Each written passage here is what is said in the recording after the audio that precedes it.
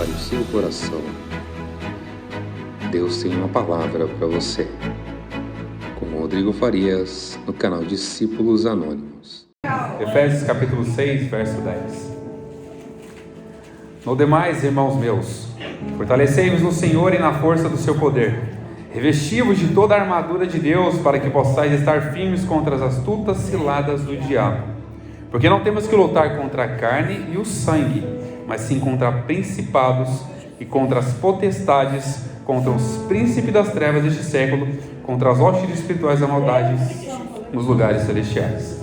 Portanto, tomai toda a armadura de Deus, para que possais resistir no dia mau, e havendo feito isso, ficar firmes. Estais, pois, firmes, tendo cingido os vossos lombos com a verdade, vestido a couraça da justiça e calçado os pés na preparação do evangelho da paz, tomando sobretudo o escudo da fé, com o qual podeis apagar todos os dardos inflamados do maligno. Tomai também o capacete da salvação e a espada do Espírito, que é a palavra de Deus.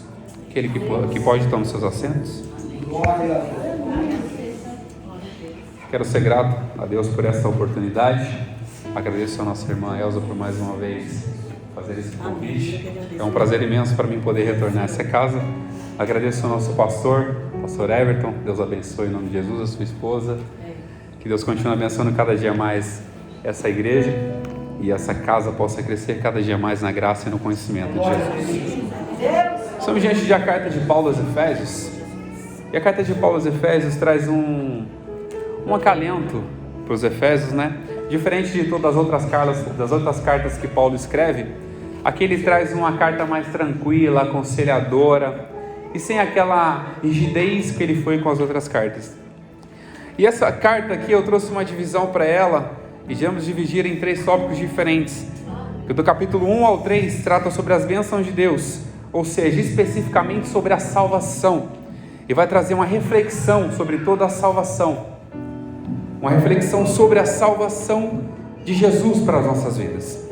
E outro tópico, um conselho para a igreja, no capítulo 4 ao capítulo 6, no comecinho do capítulo 6, que vai falar sobre a relação com Deus, o homem tendo a relação com Deus e a relação com o mundo, que é um grande perigo. E no finalzinho do capítulo 6 vai falar sobre a preparação espiritual. E é muito importante para nós todos esses tópicos, porque traz para a gente conselhos importantíssimos que pode conduzir a nossa vida mais próximo da presença de Deus.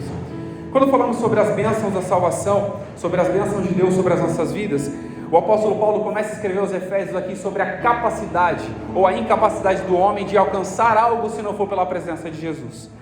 E trata especificamente sobre a condição do ser humano e a necessidade de ter um Salvador, ter alguém que possa recorrer a interceder e buscar essa vida para ser salva por Jesus. No capítulo 1 ele começa a falar sobre o poder de Deus manifestado em Jesus Cristo. Paulo inicia a sua carta no capítulo 1, fala sobre bendizendo ao Senhor. Ele começa a bendizer ao Senhor, apresentar ao Senhor no capítulo 1 e fala o seguinte: bendito seja o Deus Pai de nosso Senhor Jesus Cristo, o qual nos abençoou com todas as bênçãos espirituais nos lugares celestiais. Paulo começa a expressar na sua carta aqui, escrevendo aos Efésios, o quão importante era bendizer ao Senhor e tudo aquilo que Ele é poderoso para fazer. O quão era importante reconhecer a grandeza, a soberania de Deus e saber que Ele era servo de Jesus.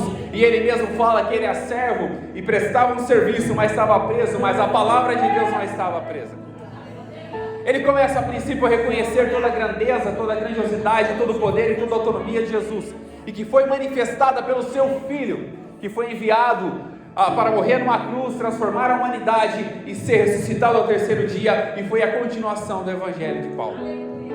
Essa carta que Paulo traz aos Efésios tenta aconselhá-los, porque tudo indica que nessa carta, na leitura que nós fazemos aqui, e na leitura que eu fiz essa carta, é uma igreja que havia se convertido recente. Então ele não era tão duro com a igreja, mas ele tentava ensinar. Ou seja, o que nós entendemos com isso? Há momentos que nós vamos precisar ser mais duros em alguns aspectos com aqueles que já estão crescendo na fé, crescendo na graça e crescendo no conhecimento. Mas aqueles que estão novos ainda precisam de leite e precisam ser amamentados, alimentados. Mas quando chegar o momento de ser corrigidos, exortados, vai ser o momento que Paulo vai exortá-los também. E é o momento que a igreja ia precisar ser exortada. E nós entendemos que tudo que nós aprendemos é pela misericórdia do Senhor, é pela bondade dEle, pela graça dEle. Paulo exorta a firmeza dos Efésios na palavra e firmeza dos Efésios em Cristo. No verso 13 ele fala: em quem também vós estáis depois de ouvistes a palavra da verdade, o evangelho da salvação, e tendo nele também crido, foste selado com o Espírito Santo da promessa. Paulo exalta a firmeza deles. Ou seja, uma igreja que havia nascido recente, estava ali no começo da sua fé. Ele exalta a firmeza. E para nós também não é diferente. Nós precisamos entender que a exaltação do Senhor em nossas vidas tem que ser na firmeza da palavra, na firmeza do evangelho, na firmeza da graça e na firmeza do amor que Ele tem conosco.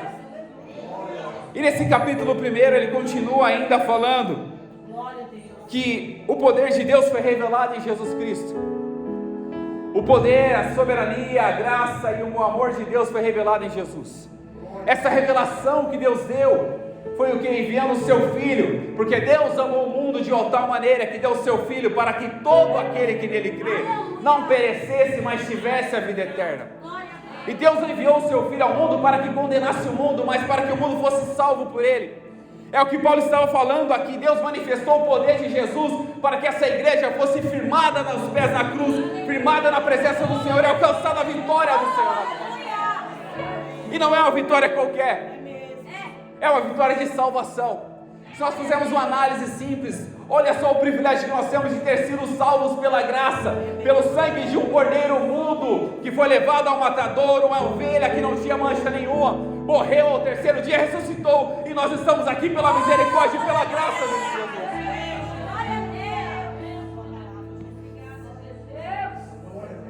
E depois de tudo isso, Jesus morreu e ressuscitou, e foi dado um nome sobre todo nome, que é o nome de Jesus. Se prostre todos nos céus e na terra e debaixo da terra. E Paulo apresenta aos Efésios esse Cristo como o cabeça da igreja, como aquele que é cabeça, aquele que controla, aquele que domina, aquele que faz tudo. Ou seja, não existe outras cabeças. Cristo é a cabeça, nós somos o corpo dessa igreja, nós somos o membro, temos funções, mas não possamos esquecer jamais que Cristo é que domina as nossas vidas, domina o nosso ser e conduz a nossa vida para mais perto do Pai.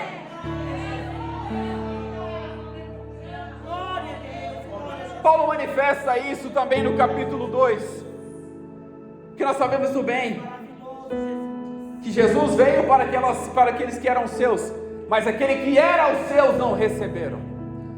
Ou seja, aqueles que eram da salvação não receberam, abandonaram a salvação. Alguns judeus reconheceram Jesus como Salvador, mas outros abandonaram. Mas ele falou: a todos quanto receberes, eu dou-lhes o poder de serem feitos meus filhos. A todos quantos receberes, eu dou o poder da salvação, da misericórdia, da graça, do amor e da restauração da comunhão com Deus. Porque o pecado sempre separou a gente de Deus, sempre afastou a nossa vida do Criador. E qual é o Criador, ou qual é o pai que vai querer ser distante do seu filho? O Criador que vai ser querer distante da sua criatura? Nenhum pai. Então o pecado fazia essa divisão, mas Jesus veio, quebrou a corrente e falou: agora eu dou oportunidade para a sua igreja de alcançar a salvação. Eu dou oportunidade para vocês não deixar que o pecado mais faça separação entre mim e vocês, mas que vocês possam romper essa barreira e alcançar com os joelhos no chão, com a meditação na palavra, a salvação pela graça.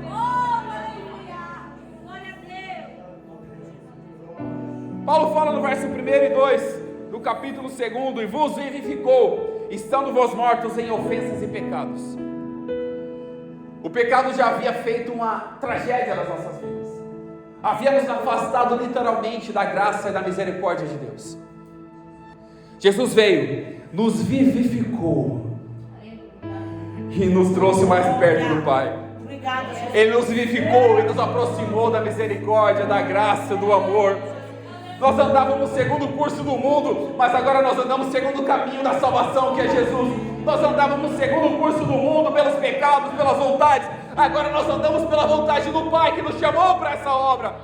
Nós andamos fazendo aquilo que agrada ao Senhor, aquilo que agrada a sua vontade. O mundo não mais tem capacidade de dominar nossas vidas, mas a misericórdia de Jesus ainda domina o nosso coração.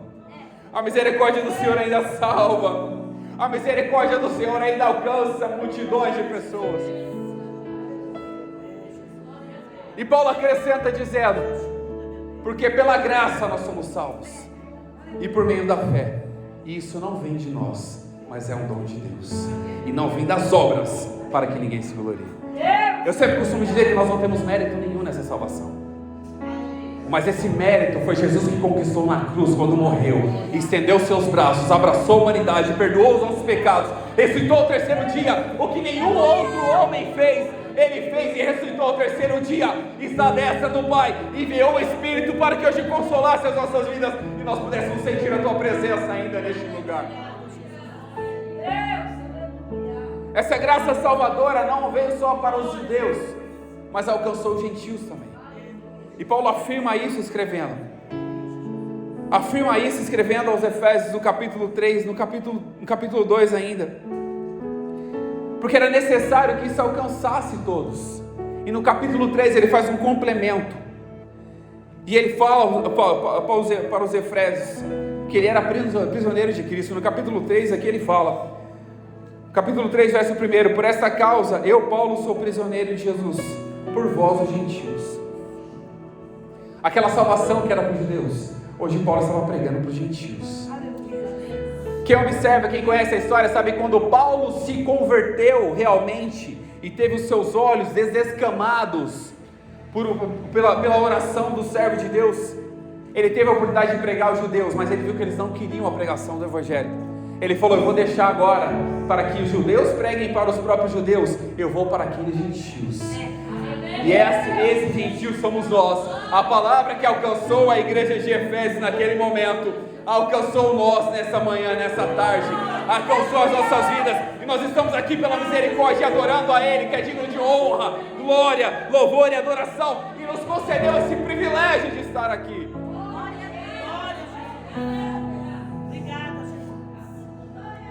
No capítulo 4, Paulo começa a focar sobre a unidade. Como eu falei no capítulo 1 ao capítulo 3, ele vai falar sobre a graça, sobre Jesus, sobre as bênçãos de Deus manifestadas em Jesus.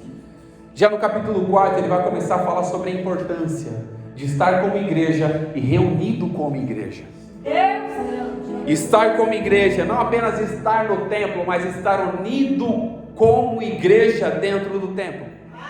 Estar unido na fé, estar unido no só amor, no só pensamento, numa só fé, numa só comunhão, num só Espírito, porque Ele mesmo fala: há um só corpo, há uma só igreja, há um só Deus, há um só Pai, há um só batismo, há um só. Então, para que nós possamos ser divididos? Jamais, mas nós possamos só ser um em Cristo, porque nós não estamos disputando nada com ninguém.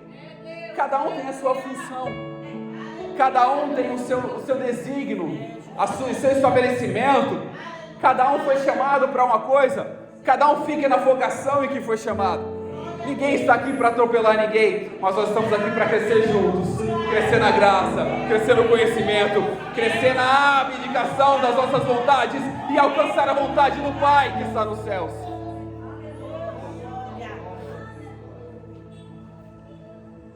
E para complementar, no capítulo 4, ele começa a falar sobre a santidade.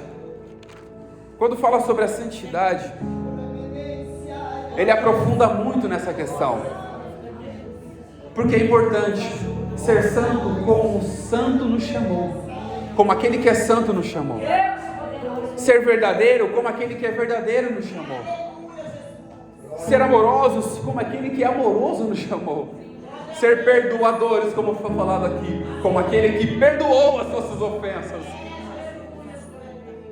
E ele fala no capítulo 4, verso 17: e digo isso e testifico no Senhor, para que não andeis como andam também os outros gentios, na vaidade da sua mente. Aqui Paulo fala sobre uma coisa muito interessante. Nós sabemos que vaidade é aquilo que é passageiro, mas também pode ter um sentido de uma coisa mais aprofundada, algum pecado ou algo do tipo.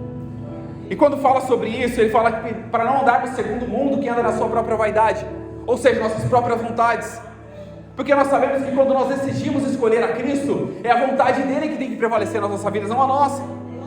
Quando nós entregamos nosso caminho ao Senhor, nós temos que confiar nele, que ele vai fazer tudo sobre as nossas vidas.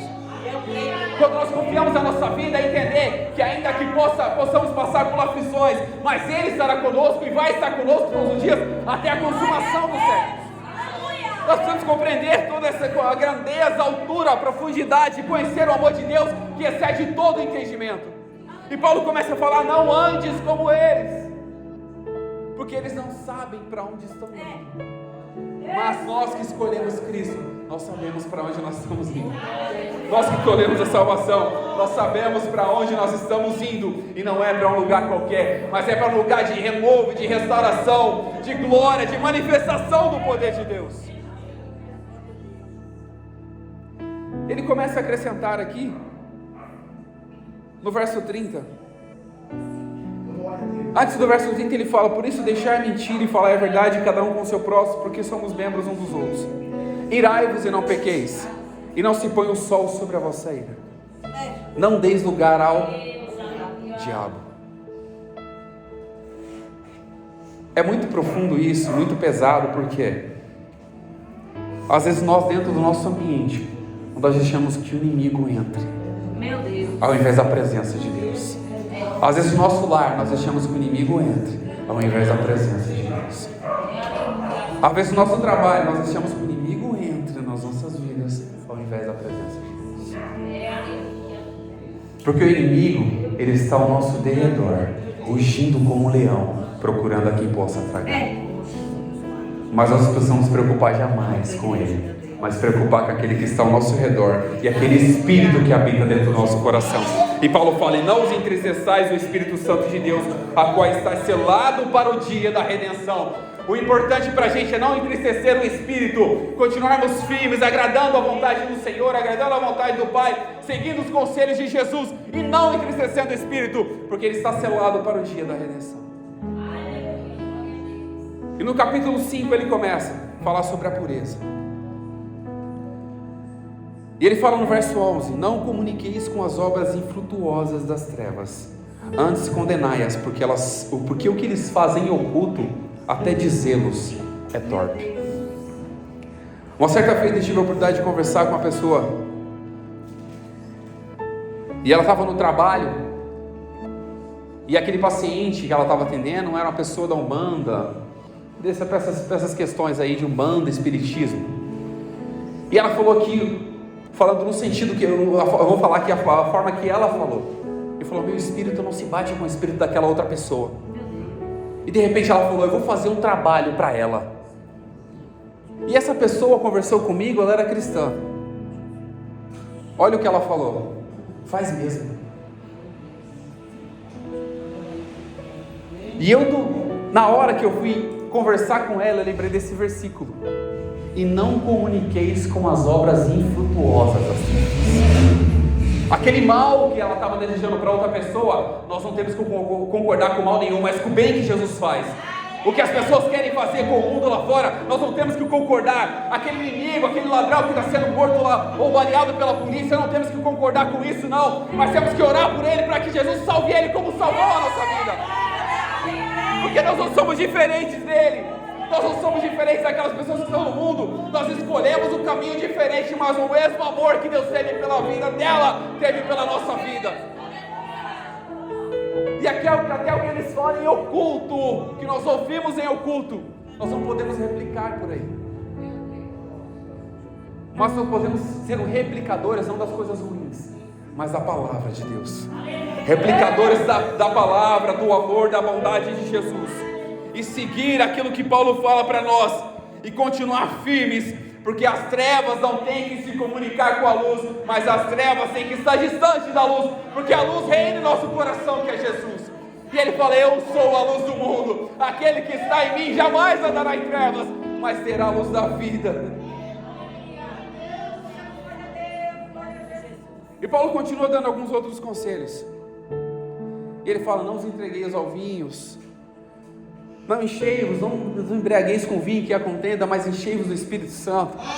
Ele começa a dar conselhos: vós filhos, sejam obedientes aos vossos pais. Já no capítulo 6, dá conselhos matrimoniais. E de repente nós chegamos aonde foi lido aqui. E ele fala: no demais, irmãos meus. Quando fala a palavra no demais, está se referindo a algo a ser acrescentado. Depois de tudo que ele havia falado, havia algo que devia ser acrescentado.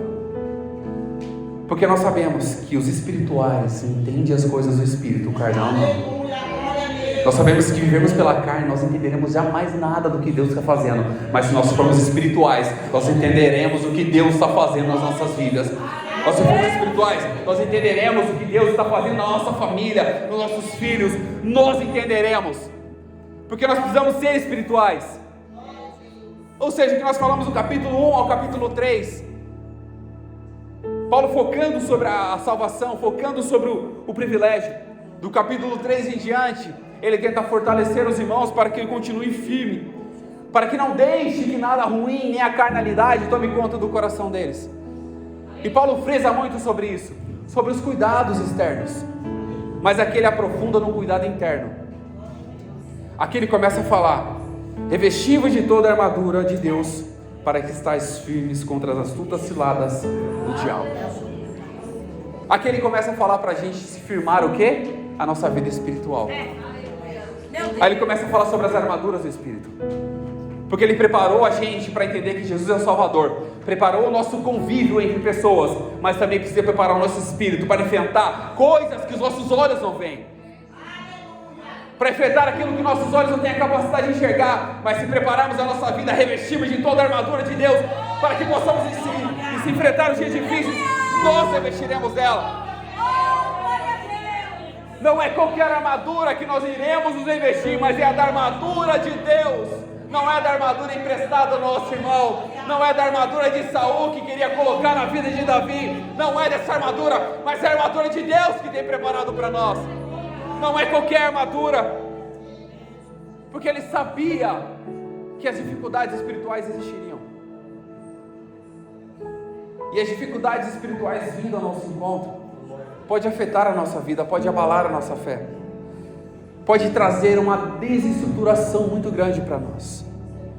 Quando alicerçamos a nossa vida espiritual, quando buscamos ao Senhor, quando oramos, quando jejuamos, dedicamos a nossa vida, parece que até os problemas que eram problemas passam a não ter mais nenhum efeito nas nossas vidas.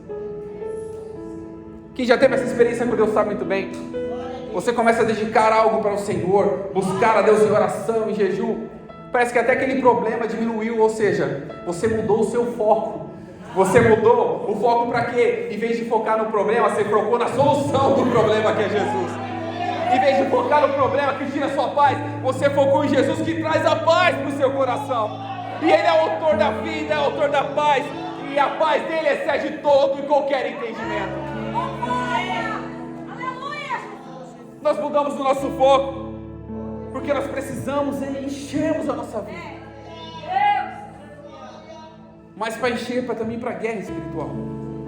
E a guerra espiritual vem ao nosso encontro, porque o inimigo sabe, se ele desestruturar você espiritualmente, ele consegue facilmente te levar. Se ele convencer você que você não precisa jejuar, que você não precisa orar, se ele convencer você que você não precisa abraçar o seu irmão, orar junto com o seu irmão, interceder pela vida dele, facilmente ele vai te levar. E existem muitas situações em que pessoas são levadas por qualquer vento de doutrina, por qualquer ensinamento. Por quê? Porque não buscam ao Senhor na palavra, no ensino, não participam de um ensino, de um estudo.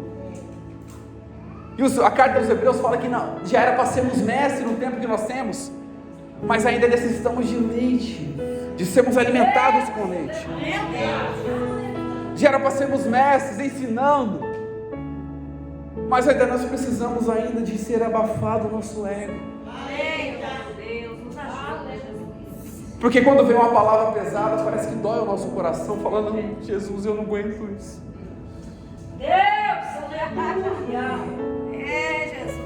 Jesus, eu não aguento isso. Mas entenda uma coisa: o pai corrige o filho que ele ama, e ele açoita tudo aquilo que ele chama por filho. E se ele te chamou por filho, ele vai te corrigir. E se ele te chamou por filho, ele vai te exortar. E se ele te chamou por filho, ele vai te conduzir para o caminho da salvação, não para que o mundo quer te levar. porque as coisas que o mundo oferece é tudo prazeroso, é tudo bom. Não adianta falar que é ruim, porque não é, que é tudo bom. Mas o que Jesus oferece é muito maior do que o mundo oferece, ainda que passamos aflições aqui. Mas lá no céu não haverá pranto, não haverá dor, não haverá choro, não haverá nada que impeça a nossa satisfação de ter a presença de Deus por perto.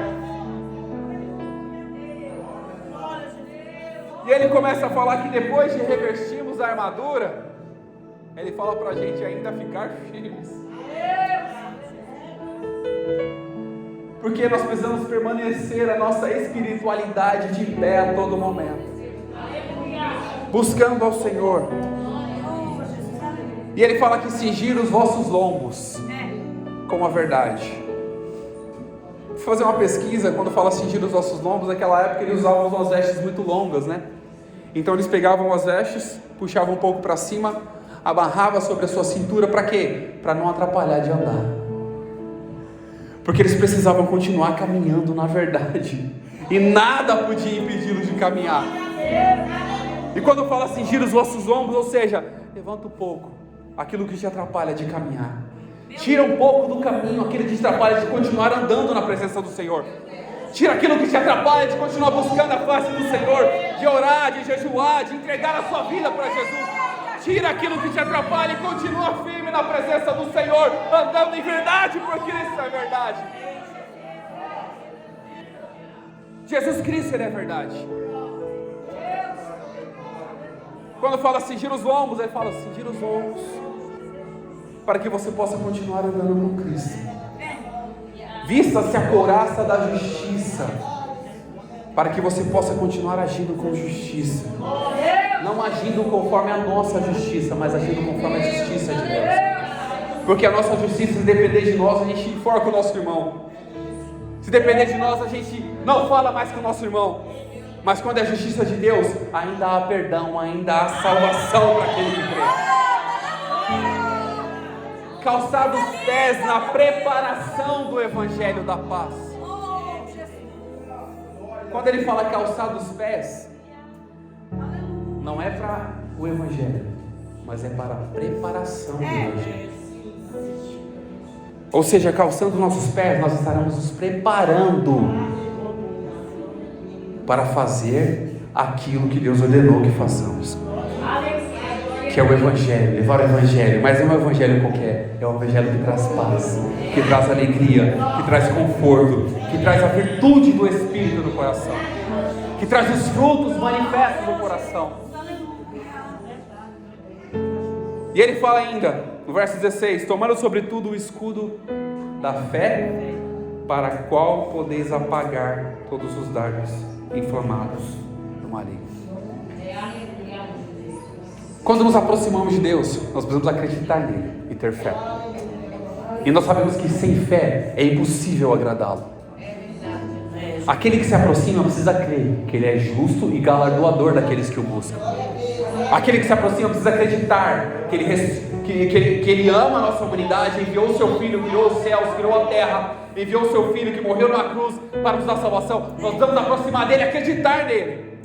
Não é só simplesmente se aproximar, mas é acreditar, porque esse acreditar, esse ter fé, nos fará ter um escudo, para que o inimigo pode lançar os dardos inflamados. Nós ainda teremos a proteção em Jesus, nós ainda teremos fé para continuar enfrentando, porque a armadura não serve para a gente ficar parado, mas para a gente avançar na guerra, para a gente enfrentar o inimigo e vencer em Cristo Jesus. Porque nenhuma armadura, ninguém vai colocar armadura em você para você ficar em casa. Ninguém vai colocar armadura na gente, irmão Rosso, para a gente ficar em casa. Você já pensou alguém chegar, trouxe uma armadura para você, e você vai ficar sentadinho aqui que a guerra vai ser vencida? Não, você vai ter que colocar essa armadura e vai ter que ir para a guerra. E nós sabemos que a guerra é infinita, até Jesus voltar. Até Jesus voltar, essa guerra vai existir. Depois que Jesus voltar, Ele vai destruir todos os inimigos da nossa vida. Ele vai destruir todos os inimigos da nossa alma, Ele vai destruir, para que nós possamos estar com Ele, próximo dEle, perto dEle. E no verso 17, tomai também o capacete da salvação. Quando fala sobre o capacete da salvação, para que serve o capacete? Para proteger a nossa cabeça. E quando fala sobre a questão espiritual, proteger o quê? A nossa mente. Para que nós não possamos acreditar em tudo que nós ouvimos. Para que nós possamos deixar jamais que o nosso pensamento, a nossa mente nos confunda. Porque se você for levado pelos seus próprios pensamentos, nós conduziremos a nossa vida para o mais buraco, mais profundo possível. Mas quando deixamos que os pensamentos de Deus entrem em nossa mente, que nós possamos ter a mente de Cristo, exalar o perfume de Cristo, automaticamente nós estaremos protegidos e nada nos impedirá de acreditar que Jesus é o Salvador das nossas vidas e vai voltar para buscar as nossas almas. E para a gente encerrar, e a espada do Espírito, que é a palavra de Deus. Quando fala sobre a espada do Espírito, que é a palavra de Deus, fala sobre a autonomia e o poder de Deus pela sua palavra. Eu sempre costumo dizer, quando eu tenho a oportunidade de pregar, que eu possa falar aquilo que Deus colocou no meu coração, não aquilo que eu quero falar. Porque a minha palavra pode confundir a mente de vocês, mas a palavra de Deus vai conduzir vocês para o caminho de salvação. A minha palavra pode trazer confusão, mas a palavra de Deus é renovação de mente. O que eu falo para vocês, o meu testemunho pode ser impactante, pode ser transformador, mas a palavra de Deus ainda tem prioridade nas nossas vidas. E é ela que é o fundamento de tudo que nós acreditamos. Nós sabemos que Jesus criou os céus e a terra pela palavra. Nós sabemos que o mundo foi criado pela palavra, que o ser humano foi criado pela palavra, que Jesus morreu pela palavra. Nós sabemos disso pela palavra. Então a importância de tomar a espada para saber que nós vamos lutar é pela palavra e não pela nossa própria vontade. E não pelos próprios argumentos que nós temos, mas é pela palavra do Espírito que está diante de nós. Que Deus abençoe em nome de Jesus.